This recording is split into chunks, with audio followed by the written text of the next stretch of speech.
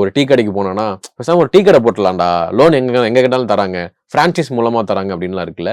அது வந்து எந்த அளவுக்கு சக்சஸ்ஃபுல்லா இப்ப போய்கிட்டு இருக்கு? 100% சக்சஸ்ஃபுல்லா இருக்கா? இல்ல இந்த மாதிரி ஆர்வத்துல பண்ணி தோத்து போறவங்களும் இருக்கிறாங்களா? இல்ல என்ன பொறுத்த வரைக்கும் நான் எந்த பிரான்ச்சைஸ்க்கும் அகெயின்ஸ்ட் கிடையாது. But okay. ஆனா என்னோட ஃப்ராங்க் ஒப்பீனியன் என்ன கேட்டு ஒரு எக்ஸ்ஆர் ஜெட்ல வந்து பிரான்ச்சைஸ் எடுப்பீங்களா அப்படின்னு கேட்டா நான் கண்டிப்பா எடுக்க மாட்டேன்.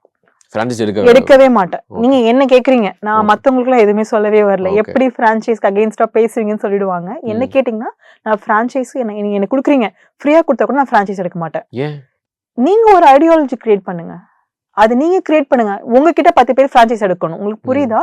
உங்க ஐடியா தான் franchise. Create your own brand. Okay. உங்களோட விஷயத்தை நீங்க ஃபைண்ட் பண்ணுங்க. ஃபார் எக்ஸாம்பிள் நெக்ஸ்ட் 10 இயர்ஸ்க்கு என்ன தேவைங்கிற ஒரு விஷயத்தை, ஃபார் எக்ஸாம்பிள் கிளவுட் கிச்சன் வந்துச்சுல, ஒரு ஐடியாலஜி சொல்றேன். கிளவுட் கிச்சன் வந்துடுச்சு, அடுத்த 10 வருஷத்துல பாத்தீங்கன்னா கிளவுட் கிச்சன் பயங்கரமா இருக்கும். ஹோட்டல்லாம் போட்டு சமைக்கிறது இல்லாம ஒரு ஸ்பேஸ் எடுத்துப்பாங்க, 10 பேர் அந்த இடத்துல குக் பண்ணிப்பாங்க. அந்த இடத்துல ஃபுட் டிஸ்ட்ரிபியூஷன் நடக்கும். ஸோ இது எல்லாமே வந்து பிளான்டா போகுது. இது one of the ideology. So இந்த மாதிரியான விஷயங்கள், உங்களுக்கு சாப்பாடு வேணுமா, ஹோம் ஃபுட் ஒரு மெஸ் வச்சுட்டு சமைச்சு கொடுக்குறாங்க. ஸோ நீங்களே ஒரு விஷயத்தை கிரியேட் பண்ணுங்க, அதுக்கு ஒரு பேர் வைங்க, அந்த பேரை ஃபெமிலரைஸ் பண்றீங்க, அதை நல்லா ஓடுறதுனால நீங்க அதுக்கு இந்த பேரை வச்சு யூட்டிலைஸ் பண்ணிக்கலாம். அதனால பிரான்ச்சைஸ்ன்னு சொல்றீங்க.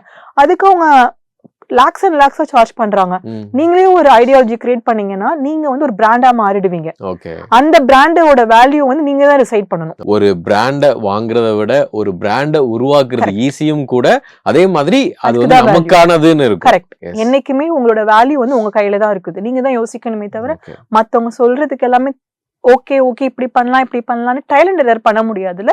இது வந்து அமௌண்ட். ஓகே.